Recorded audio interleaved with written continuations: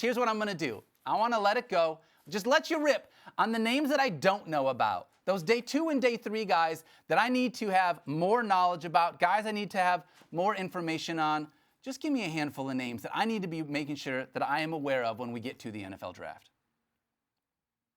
I got about 60 guys, Daniel. I'm going to try to rip through as many of those 60 as I can. Right, no, I'm let's just kidding. I got a lot of guys here, though. Yeah, we did. I'll start out with Dashaun Mallory, a kid at Arizona State who was at Michigan State. And then when he was at Michigan State, he weighed, I think, like 330 pounds. And he dropped down to 280. And he was making plays. You see him here at Michigan State. At Arizona State, he was an outstanding 10 tackles for loss this past year. Was a guy's a fire plug in the middle. He's strong. He's a very athletic kid. I'll tell you what he does. He plays with fire. He plays with passion. This kid really gets after it. Dashaun Mallory at 6'1", 280 is going to be a guy in a rotation at defensive tackle. Can get after the quarterback and wreak some havoc and do a good job against the run. Had a couple sacks. They batted down 4 passes this year. He really put it together.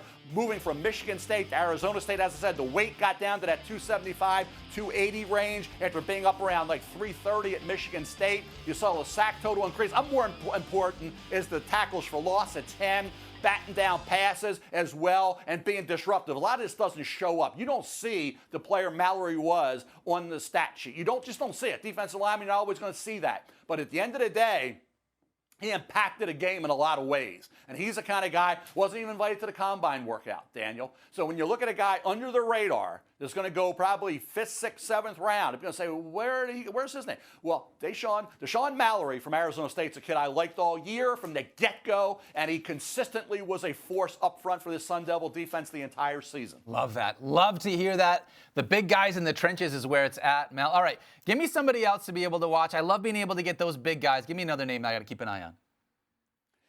Trey Taylor is a safety at Air Force. Trey Taylor's a kid who's his cousin? Ed Reed. How about that, Dan? Ed Reed, great I know that name. Great player. Yeah, Trey Taylor at Air Force, versatile. Can be center field, can be in the box, slot, good tackler, speed to the football, smart, tough. 5 interceptions the last 2 years, 9.5 tackles for loss. This is a kid impressed me time and time again with the Falcons. Did a great job at Air Force. He's super smart. Great kid. Not invited to the combine either, Daniel. And guess what? I got a 4th, 5th round grade on Trey Taylor coming out of Air Force. Really like him. Reddy Stewart is a cornerback at Troy as well. Had 22 pass breakups and 7 picks the last 2 years. Look at Trey Taylor, the size. Look at the production, though. To me, over the last couple of years, as I said, with the 5 picks the last 2 years and then 9.5 tackles for loss. And the fact that he's got great versatility. Reddy Stewart at Troy.